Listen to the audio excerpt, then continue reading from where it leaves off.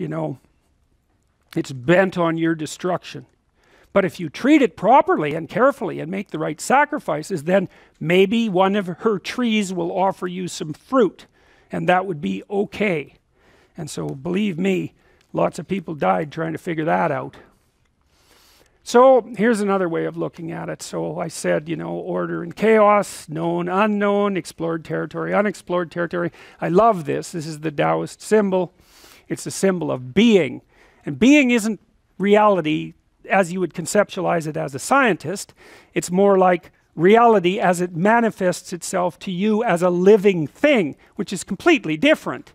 You know, science extracts out all the subjectivity. All that is there is an array of objective facts of equivalent value, and that's part of its method, but that's not the world in which you live. The world in which you live is full of motivation and emotion. It's full of terror and pain and joy and frustration and other people, that's for sure. And so that's the real world. And so, well, that's what this is. It's the real world. And what is it made out of? Well, it's made out of all those things you know that can get out of hand, you know, because the explored territory and the known can get so damn tight that it's nothing but a tyrant. And then it's all those things you don't know, and that's pretty exciting because, you know, you want to go find out some things you don't know, and that adds a lot of spice to life. You want a little adventure. You don't want to go out with someone who's so predictable that you know everything about them in a week, you know, unless you're hyper-conservative. You want to go out with someone who's they're a little erratic, like not too erratic, let's say. They're a little dangerous, perhaps not too dangerous, but some of that at least. You want predictability with a bit of unpredictability in there. Well, and that's exactly what this means. It's like that's predictability with a little unpredictability in it. And what that also means is that what you know can be turned into what you don't know, just like that. And that's going to happen to you lots of times in your life, man. When someone close to you dies suddenly, it's like poof, order turns into chaos, and now you're in chaos, and what the hell are you going to do there? And that's a good question, because you need to know what to do there, because you're going to be there.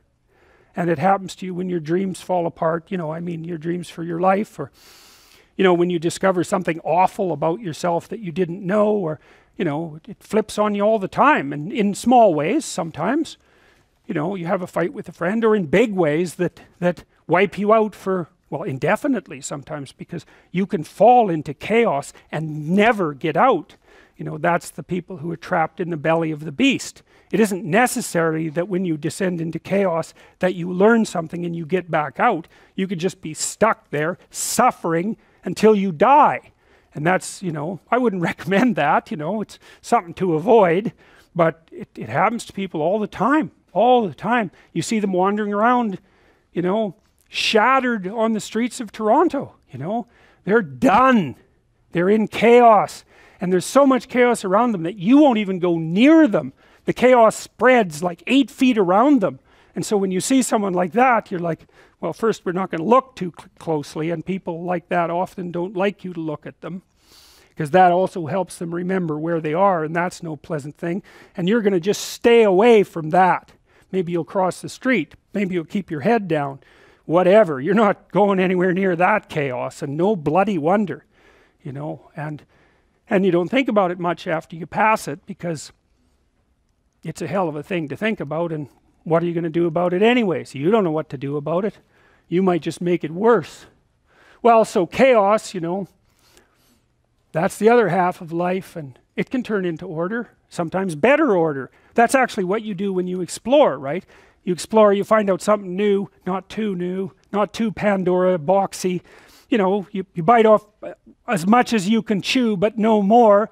And so that rearranges the way you look at the world, but you're doing it voluntarily, so you can kind of tolerate the recalibration. And you strengthen the order, right? Because now you become more competent. And I would say that you're trying to live on the edge between order and chaos. And I mean, that's a real place. That's an actual, it's a meta place. But it's more real than places, because it's so old. It's such an old place. It really exists, and your nervous system knows that. It sees the world this way. In fact, the right hemisphere is roughly specialized for chaos, and the left hemisphere is roughly specialized for order, which is why the left hemisphere tends to have the linguistic elements, and why people are right-handed. And the right hemisphere has a more diffuse structure. It's more associated with negative emotion and imagination, and the two communicate between each other through the corpus callosum, and the right hemisphere appears to update the left hemisphere kind of slowly, often in dreams.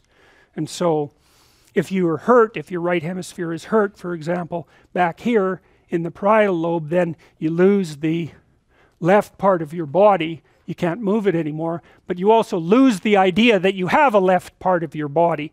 So it's like blindness. It's a blindness to the left. And so if someone comes along and says, you know, you're not moving your left arm, you're going to say, yeah, well, my arthritis is bothering me today. You haven't moved it for 6 months. Well, my arthritis is bothering today. Or, you know, you're not moving your left foot. It's like, well, you know, I'm too tired. Well, what's happened is the left hemisphere has a representation of the body, and it's not being updated because the part of the brain that would notice that the left is gone because of a stroke, it isn't there anymore. And so the left already has a model, and it's not going to change. It's hard to change your model of yourself. You know, have a tooth pulled. What happens? It's like your damn tongue is in that hole for the next 6 months, fiddling around constantly, and that's because you're rebuilding your neurological model of your body. It's like, try that with your whole left side and see how well you do. You know, so this guy named Ramachandran was experimenting with people like this, and one of the things he did was he was checking their balance, and you can do that by irrigating the ear with cold water, and that makes people go like this, makes their eyes move back and forth because it upsets the vestibular system. And what he found was that if he poured cold water in the left ear of someone with right parietal damage who had left neglect, that they'd all of a sudden sort of wake up catastrophically. They'd have a terrible reaction to the fact that they were paralyzed on the left, and they would know that it had happened and cry and, you know, emit all sorts of distress, and no wonder. And then like 20 minutes later, they'd snap back into their damaged mode of being, and they would not deny, because that isn't really what it is that they couldn't update the model. They just didn't have the neurology for it anymore, so they were back to not noticing that it was gone and coming up with stories about it. And so, well, so that's a good example of how the right and left hemispheres work together and how they're kind of mapped onto this, weirdly enough. So, you know, we're adapted to the meta-reality, and so what that would be is we're adapted to that which remains constant across the longest spans of time. And that's not the same things that you see flitting around you day to day. Those are they just like clouds, they're just evaporating, you know. There's things underneath that are more fundamental, realities, like the dominance hierarchy, like the tribe, like the danger outside of society, like the threat that other people pose to you and that you pose to yourself. Those are eternal realities, and we're adapted to those. That's our world, and that's why we express that in stories. And so then you might say, well, how do you adapt yourself to this world? And the answer to that is, and I believe this is a neurological answer, I believe this, that your brain can tell you when you're optimally situated between chaos and order. And the way it tells you that is by producing the sense of engagement and meaning. So let's say there's a place in the environment you should be. Okay, what should that place be? Well, you don't want to be terrified out of your skull, like what good is that? And you know, you don't want to be so comfortable that you might as well sleep. You want to be somewhere where, you know, you're kind of on firm ground here, but over here, you're kind of testing out new territory. And some of you who are exploratory and emotionally stable, you know, you're going to go pretty far out into the unexplored territory without destabilizing yourself. And other people are going to just put a toe in the chaos. And, you know, that's neuroticism, basically. That's your sensitivity to threat. That's calibrated differently in different people. And some people are more exploratory than others. That's kind of extroversion and openness working together, and intelligence. So some people are going to tolerate a larger admixture of chaos in their order. Those are liberals, by the way. And I mean that technically. Liberals are more interested in novel chaos, and conservatives are more interested in the stabilization of the structures that already exist. And who's right? Well, it depends on the situation, and that's why conservatives and liberals have to talk to each other, because one of them isn't right and the other wrong. Sometimes the conservatives are right and sometimes the liberals are right, because the environment's going like this. You can't predict the damn thing, so that's why you have to communicate, and that's what a democracy does. It allows people of different temperamental types to communicate and to calibrate their damn societies. So anyways, so let's say you're optimally balanced between chaos and order. So what does that mean? Well, you're stable enough, but you're interested, right? Because a little novelty heightens your anxiety. That wakes you up a bit. That's the adventure part of it. But it also focuses the part of your brain that does exploratory activity. And that's actually associated with pleasure. That's the dopamine circuit. And so if you're optimally balanced, and you know that you're there when you're listening to an interesting conversation or you're engaged in one. It's a real conversation. You know, you're saying some things you know, and the other person is saying some things they know, but both of what you know is changing. It's like, wow, that's so interesting. You'll have a conversation like that forever. Or maybe you're reading a book like that. Or you're listening to a piece of music that models that. Because what music does is provide you with predictable forms, multi-level predictable forms that transform just the right amount. And so music is a very representational art form. It says this is what the universe is like. You know, there's a dancing element to it, repetitive, and then cute little variations that sort of surprise and delight you, and you think, wow, that's so cool. And it doesn't matter how nihilistic you are, you know, music still infuses you with a sense of meaning, and that's because it models meaning. That's what it does. That's why we love it. And you know, you can dance to it, and that sort of symbolizes you putting yourself in harmony with these multiple layers of reality and positioning yourself properly. And you like that too, you know, you'll pay for it. Oh boy, I get to go dancing, you know. Oh boy, I get to listen to music. It's like, what the hell are you doing listening to music? What good is that? Well, you think that's a stupid question. I don't care about your dopey criticism. I'm going to listen to some music, right? There's no rational argument against music. It's like, you just don't even think about it. You just walk away from someone who's stupid enough to ask that question. It's like, some things are obvious. Well, why? Okay, so that's pretty fun. So, what mediates between these two domains? Well, that's what consciousness does, as far as I can tell. And that's sort of the individual, and that's the hero. That's another way of thinking about it. It's the logos. That's another way of thinking about it. It's the word that generates order out of chaos at the beginning of time. It's the consciousness that interacting with the matter of the world produces being. That's basically it. That's basically you, for all intents and purposes. How do you do that? Well, the unconscious does it to some degree, you know, because it's with our fantasy that we first meet the unknown, right? Well, look, say you're going out with a new person. It's like, what do? You project a fantasy on them, and then you fall in love with the fantasy, and aren't you stupid? Because you're going to find out that the match between your damn fantasy and the actual person is tenuous at best. And so Jung would call that a projection of either the anima or the animus. You know, the anima is what a man projects onto a woman he finds desirable. It's like, oh, she's the perfect woman. It's like, well, how do you know that? You've like seen her for 4 seconds, you know, but it grips you. And the same thing happens in the opposite direction. And it's an action of instinct, you know. It's like you fall in love with the image. But interestingly enough, what you do in a relationship that works is that you actually, I think that what you see, it's a rough approximation, when you project the ideal and fall in love with it, you see what could be. It could be that, but it's going to take you a hell of a lot of work, because like you got no shortage of flaws, and the other person has no shortage of flaws, and so you're bringing your flaws together, and that's going to produce a lot of friction, and you're going to have to engage in a lot of dialogue before you approach that level of perfection again. But maybe you can do it. and then you get to live happily ever after. Well, wouldn't that be nice? Well, so the unconscious meets the unknown, and it meets it with imagination and fantasy and dream and art. That's how you take, see, you don't just go from what you don't know to fully articulated knowledge in one bloody leap. You can't do that. You have to extend pseudopods of fantasy and imagination into the unknown. That's kind of what theorizing is like, right? Even scientifically, you know, you don't know something scientifically, you generate a theory. Well, it's an imaginative representation that your unconscious is helping you generate.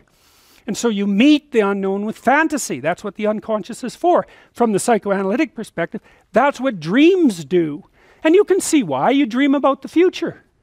You know, it's like, well, what's the future going to be like? Well, you have a little imaginative story going on, and it's like, you don't really create it. It's sort of, you watch it unfold. You know, maybe you can tweak it here and there, but it sort of comes to you from wherever the hell things like that come from.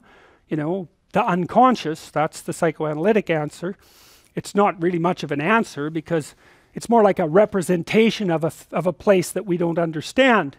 But that's where creativity comes from. And I mean, some people are really creative right down to the bloody core. So in my clinical practice, I often see people who are high in openness because they're attracted to me because they watch my lectures. And you have to kind of be high in openness to like my lectures. So because, well, you do, because they go everywhere, you know, and they're not necessarily very orderly. So anyways, lots of my clients are really high in openness, and they're funny people often, especially if they're smart, because sometimes they have the most nihilistic intelligence you can imagine. It's just self-critical and nihilistic and brutally brutal, man, and smart. And so they just criticize themselves out of existence. And so often I have to just try to get them to quit listening to their chattering self-critical rationality and go out and create something, you know, with their massive creativity. And as long as they're doing that, they're engaged in the world and happy as hell. But as soon as that self-critical rationality comes in and shuts down the creativity, they're just like walking corpses, you know. And it's because if you're really open, like you're a tree and it has some trunks, and you know, your most prominent trait is the most lively trunk. And if you're a creative person and you're not engaging in a creative enterprise, you're like a tree that has had its vitality amputated. And so this is not trivial. This is deeply, deeply, deeply rooted in your biology.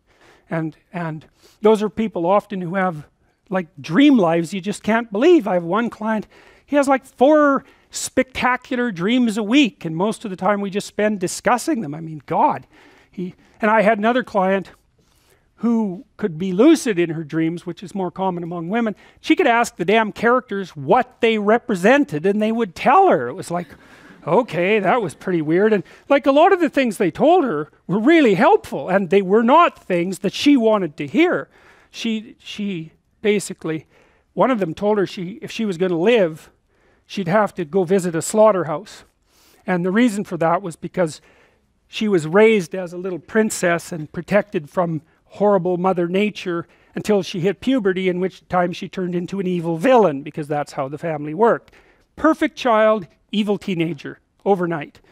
And then, well, that was hard on her, and she wasn't prepared because she thought the world was princess world, and you know, she couldn't go through a butcher store without having a fit. And no wonder, you know, like really, Jesus, you know, it's no wonder, but you do it.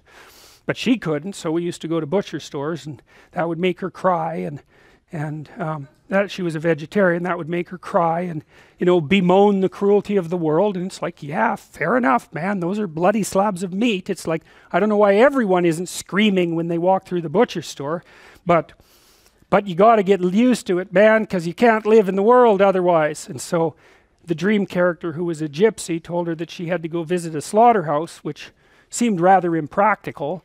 And so I asked her if she could think of anything else to do, and she thought, well, why don't we go visit a funeral home and watch an embalming? And I thought, oh, good. That sounds like a fun way to spend a day. And so I phoned up a funeral parlor, and I said I had a client who was terrified of death. Yeah, and I was a therapist who was also a little shaky on the concept myself. And so they had no problem with that. They deal with death all the time, which is really something to think about, right? A human being can actually have an occupation where they do nothing but deal with death, and they don't go stark raving mad. It's like, what the hell's up with that? It's like working in a palliative care ward where your clients that you know have a relationship, all they're going to do is die this week, next week, the week after. People do that. It's like, those people are tough, man. They're tough. So anyways, we went and watched this embalming, which was, I have a rather high level of disgust sensitivity, so it was a little on the rough side for me. But she sat there, and first while she was not, we were outside this little room, she was not looking at that, man, no way. Then she'd kind of go like this, and you know, that was pretty good. And then she'd go like this, and then she'd go like this, and then she watched it. And then she asked if she could go in, and she put on a glove and she touched the body, and she didn't have a fit, she didn't have a panic attack, and so she walked away from there learning that there was a hell of a lot more to her than she thought there was, and that she could see things that she didn't think she could see and live. And after that, she sort of had a touchstone. It's like, well, I'm kind of afraid of this. Well, is it as bad as going to see the embalming? No, it's not that bad. Well, I guess I can do it. It's like an initiation, right? She had an initiation. And so did I, you know. And I learned a lot from doing that. I learned that one of the things you need to do if you're going to be a human being is to prepare yourself to be useful in the face of death. And so when you have a parent that dies, which, you know, shatters people's ideas often, they can't even think about it. If you can't even think about that, man, you've got some thinking to do. Because you need to be able to at least think about that, because otherwise you're just going to be a wasteland when it happens. And you never know, you could even have a higher ambition.